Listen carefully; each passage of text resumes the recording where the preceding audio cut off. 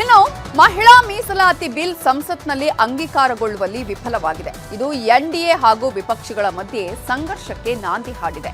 ಮಹಿಳಾ ಮೀಸಲಾತಿ ಮಸೂದೆ ಸೋಲಿಗೆ ಕಾಂಗ್ರೆಸ್ ಸೇರಿದಂತೆ ವಿಪಕ್ಷಗಳು ಅಡ್ಡಗಾಲು ಹಾಕಿದ್ದು, ಭ್ರೂಣ ಹತ್ಯೆಗೆ ಸಮ ಅಂತ ಹೇಳಿ ತೀಕ್ಷ್ಣ ಪದಗಳಿಂದ ಪ್ರಧಾನಿ ಮೋದಿ ಕಿಡಿಕಾರಿದ್ದಾರೆ.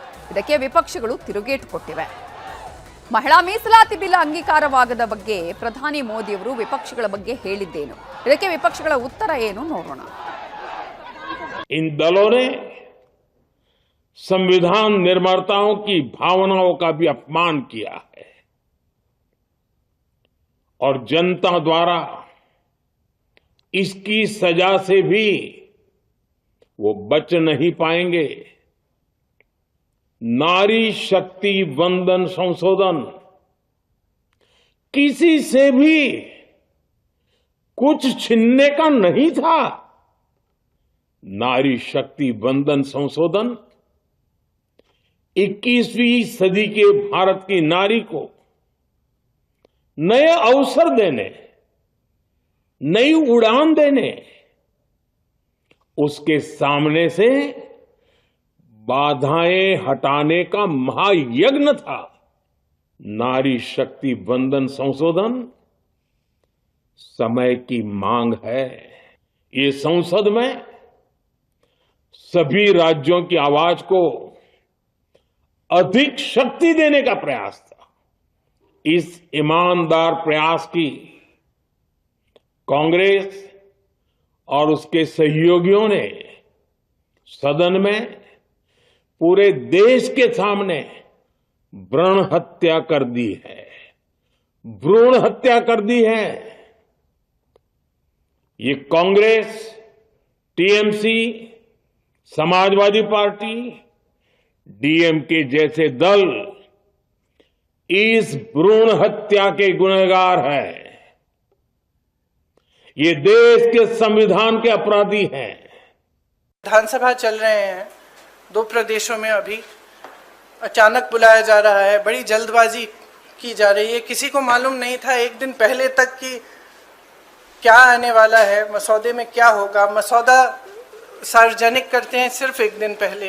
मेरे ख्याल से पूरी साजिश जो रची गई षड्यंत्र की तरह कि किसी न किसी तरह से हमें सत्ता में रहना है, तो ये सब करने के लिए एक तरह से प्लान बनाने के लिए कि परमानेंटली हम सत्ता में कैसे रह सकते हैं। उन्होंने सोचा चलो पारित हो जाएगा तो जीत, पारित नहीं होगा तो हम हर नेता के सामने बाकी पार्टियों को महिला विरोधी कहकर महिलाओं के मसीहा बन जाएंगे। We are for महिलास, we are for democracy, we are for justice, and we are the people standing with always public. Justice, equality, we are standing. And Modi, for what? He is starting for Chaturvarna, against Sudra, against women. Modi is there. Nari Shakti ಮಸೂದೆ ವಿಚಾರದಲ್ಲಿ ಪ್ರಧಾನಿ ಮೋದಿ ಹೇಳಿಕೆಯನ್ನ ಖಂಡಿಸಿ ಕಾಂಗ್ರೆಸ್ ಪ್ರತಿಭಟನೆ ನಡೆಸಿದೆ. ದೆಹಲಿಯಲ್ಲಿ ಕಾಂಗ್ರೆಸ್ ನಾಯಕಿ ಅಲ್ಕಾ ಲಂಬಾ ನೇತೃತ್ವದಲ್ಲಿ ಪ್ರತಿಭಟನೆ ಮಾಡಲಾಗಿದ್ದು, ಪ್ರಧಾನಿ ಮೋದಿ ವಿನಾಕಾರಣ ವಿಪಕ್ಷಗಳನ್ನು ಟೀಕಿಸಿದ್ದಾರೆ, ಕಾಂಗ್ರೆಸ್ ಪಾಪದ ಕೆಲಸ ಮಾಡ್ತಿದೆ ಅನ್ನುವ ಹೇಳಿಕೆ ಕೊಡ್ತಿದ್ದಾರೆ ಅಂತ ಪ್ರತಿಭಟನಾಕಾರರು ಆಕ್ರೋಶ ವ್ಯಕ್ತಪಡಿಸಿದ್ದಾರೆ. ಅಲ್ಲದೆ ಪ್ರಧಾನಿ ಮೋದಿ ಪ್ರತಿಕೃತಿ ದಹಿಸಿ ಮೋದಿ ಹೇಳಿಕೆಗೆ ಖಂಡನೆ ವ್ಯಕ್ತಪಡಿಸಿದ್ದಾರೆ.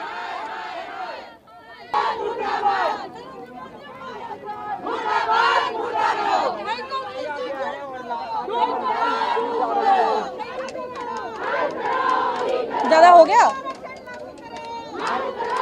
जल्दी करिए ना भैया।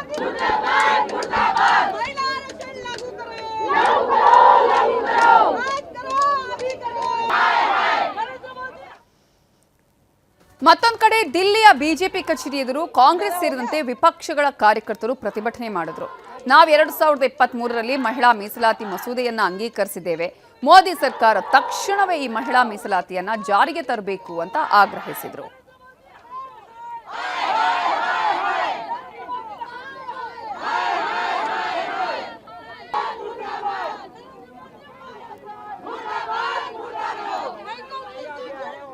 Go! ज्यादा हो गया।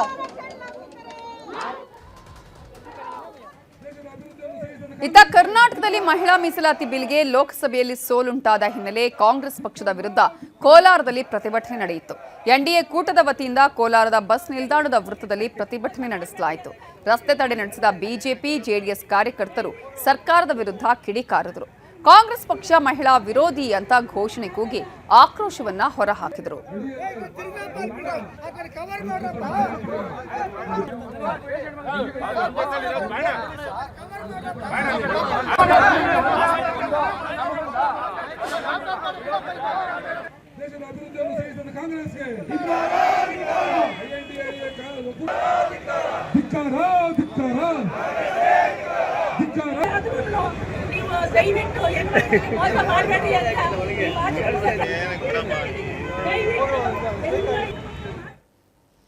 ಮಹಿಳಾ ಮೀಸಲಾತಿ ಬಿಲ್ ವಿಚಾರದಲ್ಲಿ ಕರ್ನಾಟಕದಲ್ಲೂ ಬಿಜೆಪಿ ಕಾಂಗ್ರೆಸ್ ನಾಯಕರ ಮಧ್ಯೆ ಭಾರೀ ಜಟಾಪಟಿಯೇ ನಡೆದು ಹೋಗಿದೆ. ಹಾಗಾದರೆ ಕಾಂಗ್ರೆಸ್ ಮತ್ತು ಬಿಜೆಪಿ ನಾಯಕರ ಮಾತುಗಳೇನು ನೋಡಿ. ಕಾಂಗ್ರೆಸ್ ಪಾರ್ಟಿಯ ಬಿಹೇವಿಯರ್ ನೋಡಿ. 92 ಇಂದ ಇವತ್ತಿನವರೆಗೆ ಒಂದಲ್ಲ ಇನ್ನೊಂದು ಕಾರಣ ನೆಪ ಕೊಟ್ಕೊಂಡು ಮಹಿಳಾ ಮೀಸಲಾತಿ ಬಿಲ್ ಅನ್ನ ಹೇಗಾದ್ರೂ ಮಾಡಿ ಅದನ್ನ ಡಿಫೀಟ್ ಮಾಡಿರುವಂತದ್ದು ಯಾರಾದ್ರೂ ಇದ್ರೆ ಅದು ಕಾಂಗ್ರೆಸ್ ಪಾರ್ಟಿ.